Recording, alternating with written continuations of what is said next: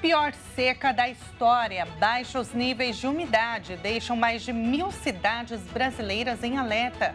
E você vai ver ainda. Brasil pode perder Pantanal até o fim do século, segundo ministra do Meio Ambiente, Marina Silva.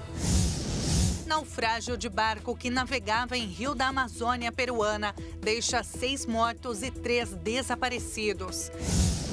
E ainda, caso Deolane Bezerra. Influenciadora passa a noite na prisão e esquema de segurança é reforçado. Essas e outras notícias você confere a partir de agora. Olá, bom dia. Seja muito bem-vindo ao Redação Hit, edição manhã. Agora são 11 horas e 36 minutos pelo horário de Brasília. Nós chegamos ao vivo para te manter muito bem informado com as principais notícias do Brasil e do mundo. Hoje é quinta-feira, 5 de agosto. O Brasil enfrenta a pior seca da história e os incêndios não dão trégua. Mais de 1.000 cidades brasileiras estão em alerta devido aos baixos níveis de umidade, comparáveis em alguns casos aos de desertos como o Saara. O incêndio na Floresta Nacional de Brasília pode ter sido criminoso. Essa é a principal suspeita das autoridades do Instituto Chico Mendes de Conservação da Biodiversidade, o ICMBio. Combate muito difícil, né? Um combate muito arriscado para as equipes. Então a gente ontem conseguimos ainda preservar algumas áreas importantes, mas a gente perdeu uma área muito significativa. Nós não temos dúvida que o incêndio foi criminoso. A questão é saber se ele foi intencional ou se ele foi feito de maneira recreativa, despropositada, enfim, acabou se propagando. Além das queimadas, outro problema afeta muitas cidades brasileiras. Mais de 1.000 estão em alerta devido aos baixos níveis de umidade, comparáveis em alguns casos aos de desertos, como o Saara. Segundo dados oficiais divulgados, as áreas afetadas registram uma umidade relativa do ar menor que 12%, abaixo das recomendações da Organização Mundial da Saúde, disse o Instituto Nacional de Meteorologia, o INMET, em um relatório que descreveu a situação como de grande perigo. A seca no ambiente que afeta a capital Brasília e extensas regiões dos estados de São Paulo e Minas Gerais, assim como de Mato Grosso do Sul e Goiás, provoca um grande risco de incêndios florestais e para a saúde. A umidade caiu recentemente abaixo de 10%, chegando a 7% em dezenas de localidades. O Brasil enfrenta há vários meses uma onda de incêndios em várias regiões, especialmente na Amazônia e no Pantanal, assim como no estado de São Paulo. Os incêndios são favorecidos pela pior seca no Brasil desde que os registros começaram na década de 50. Com previsões de altas temperaturas, ventos fortes e baixa umidade, há um cenário muito propício para novos incêndios no Brasil, disse na semana passada a ministra do Meio Ambiente, Marina Silva. Especialistas relacionam esses eventos climáticos extremos ao recente fenômeno El Niño e ao aquecimento global causado pela atividade humana. E só fazendo uma correção, no início do jornal eu falei que hoje é dia 5 de agosto e nós já estamos em setembro. E agora seguindo, a ministra do Meio Ambiente, Marina Silva, afirmou que o Brasil pode perder o Pantanal por completo até o fim deste século. Isso se o mundo não for capaz de reverter o cenário de aquecimento global. Marina participou de uma sessão da Comissão de Meio Ambiente do Senado sobre as queimadas. Na audiência, Marina Silva falou a senadores que vai ser preciso ampliar os esforços e recursos de combate a consequências das mudanças climáticas. Marina fez apelos a congressistas para ajudar nessa necessidade urgente. A ministra defendeu ainda que o Congresso crie um marco regulatório de emergência climática, que exclua da meta fiscal do governo federal os recursos gastos nessas condições. Marina avaliou que o governo investe em medidas de combate ao incêndio, mas, segundo a ministra, todo o esforço federal no enfrentamento às queimadas e à seca histórica no país é para empatar o jogo, ou seja, para mitigar os danos e reverter condições muito desfavoráveis. Segundo Marina Silva, o trabalho feito pelo governo desde janeiro do ano passado evitou uma situação completamente incontrolável. Apesar disso, a ministra alerta que é preciso agir rapidamente. Eu posso dizer para os senhores que, segundo os pesquisadores, se continuar o mesmo fenômeno em relação ao Pantanal, o diagnóstico é de de que poderemos perder o Pantanal até o final do século. A cada ano se vai perdendo cobertura vegetal, seja em função de desmatamento ou de queimadas, você prejudica toda a bacia e assim, segundo eles, até o final do século, nós poderemos perder a maior planície alagada do planeta. E olha, o atirador que matou 4 pessoas e feriu 9 em uma escola de ensino médio na Geórgia, nos Estados Unidos, é um estudante de 14 anos. Os candidatos nas eleições presidenciais, Kamala Harris e Donald Trump, comentaram o ataque. Autoridades do estado americano da Geórgia informaram que o autor do ataque a tiros em uma escola na cidade de Winder era um estudante de 14 anos que está sob custódia. O diretor do Departamento de Investigação Estadual, Chris Hussey, acrescentou que dos 4 mortos, 2 eram estudantes na Appalachian High School e 2 eram professores. O ataque é o mais recente capítulo da crise de violência armada que os Estados Unidos vive, com quase 400 tiroteios em massa apenas este ano. Em um comício em New Hampshire, a vice-presidente e candidata democrata nas eleições de novembro, Kamala Harris, falou sobre o episódio. It's just outrageous that every day in our country, in the United States of America, É ultrajante que todos os dias em nosso país, nos Estados Unidos da América, os pais tenham que mandar seus filhos para a escola preocupados se eles voltaram vivos ou não. É sem sentido. Temos que parar com isso. E temos que acabar com essa epidemia de violência armada em nosso país de uma vez por todas. Vocês sabem, não precisa ser assim. Não precisa ser assim. you know, it doesn't have to be this way. It doesn't have to be this way. O rival de Kamala nas urnas, o ex-presidente Donald Trump, também falou sobre o tiroteio na Geórgia. Em sua rede social, a Truth Social, o republicano chamou o autor do ataque de monstro doente e perturbado, além de se solidarizar com as vítimas e parentes dos afetados pela tragédia.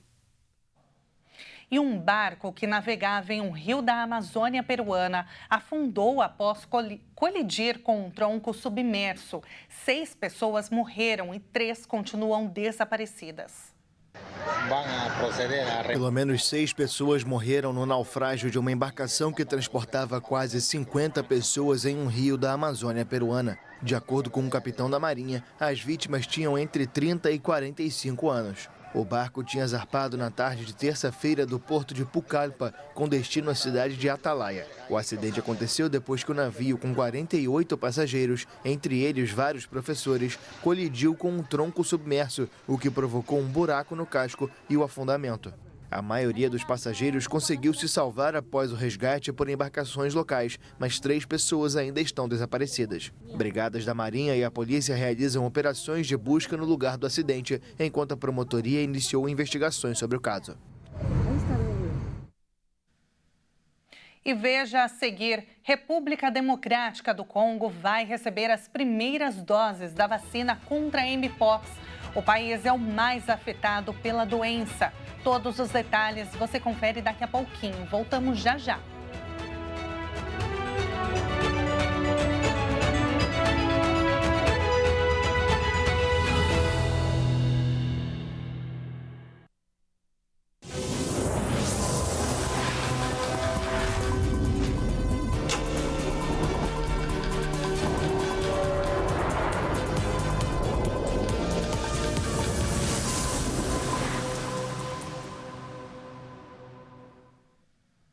E agora, pelo horário de Brasília, 11 horas e 46 minutos.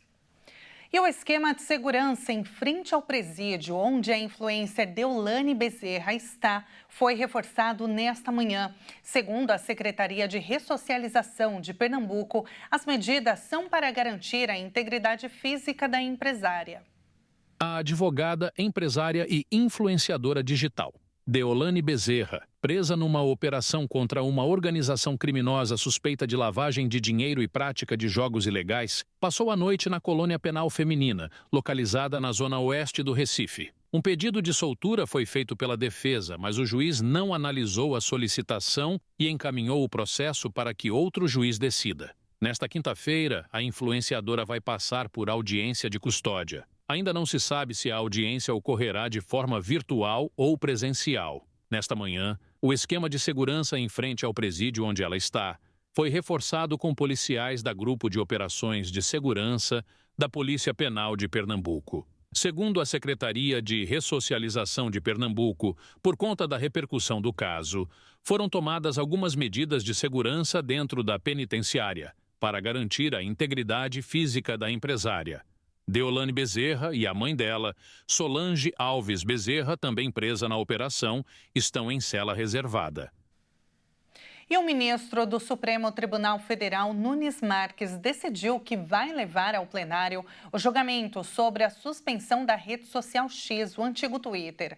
O ministro afirmou que o bloqueio da plataforma é um tema sensível e que exige prudência da corte. Portanto, ele não vai decidir de forma individual. Marques deu prazo de 5 dias para que a Procuradoria-Geral da República e a Advocacia-Geral da União se manifestem sobre o caso. E a República Democrática do Congo vai receber mais de 100 mil remessas de vacinas contra a Mpox. O país mais afetado pela epidemia já registrou mais de 19 mil casos da doença. A primeira remessa de quase 100 mil doses de vacinas contra a Mpox vai chegar na quinta-feira à República Democrática do Congo, o país mais afetado pela epidemia. O anúncio foi feito pela Organização Mundial da Saúde. O Ministério da Saúde congolês informou que o país já registrou mais de 19 mil casos da doença e 650 mortes desde o início do ano. A epidemia está presente em 13 nações, incluindo Burundi, Congo e República Centro-Africana. A OMS indicou no final de agosto que aproximadamente 230 mil doses da vacina MVA-BN, produzida pelo laboratório farmacêutico dinamarquês Bavarian Nordic, estavam disponíveis para serem enviadas imediatamente às regiões afetadas pelo vírus. A Mpox é uma doença viral que se propaga dos animais para humanos. No entanto, é transmitida também entre pessoas, provocando febre, dores musculares e lesões na pele. De acordo com um estudo em animais, publicado na revista científica Cell, a vacina desenvolvida pela Moderna, com a tecnologia de RNA mensageiro, já demonstrou maior eficácia na redução dos sintomas e da duração da doença. O prospecto do imunizante, batizado de mRNA 1769, faz parte agora da fase inicial de um teste clínico em seres humanos no Reino Unido. E nesta edição nós vamos conhecer um pouquinho sobre a Cidade do Cabo, na África do Sul.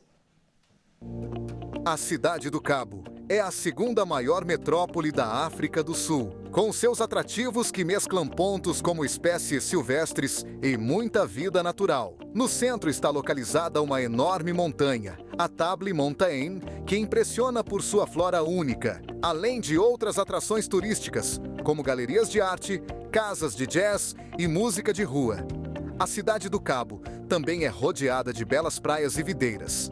Pela influência das culturas africana, europeia e asiática, a gastronomia é diversificada.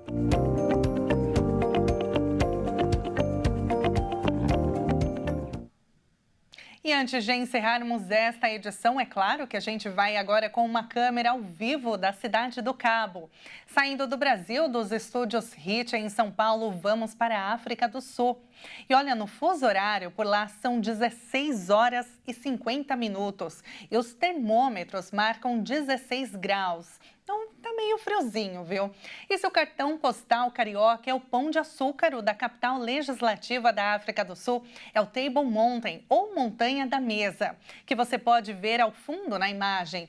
E para quem gosta, existem diferentes trilhas e a caminhada pode levar de 2 a 4 horas, dependendo da rota escolhida. Mas, para quem não busca grandes aventuras, o teleférico é de longe a melhor opção e mais rápida também. Em menos de 5 minutos se chega ao cume e com certeza é uma oportunidade incrível para se ter uma vista panorâmica dessa cidade. E com essa vista lindíssima, nós encerramos esta edição. Muito obrigada pela sua companhia, uma excelente quinta-feira para você e até mais.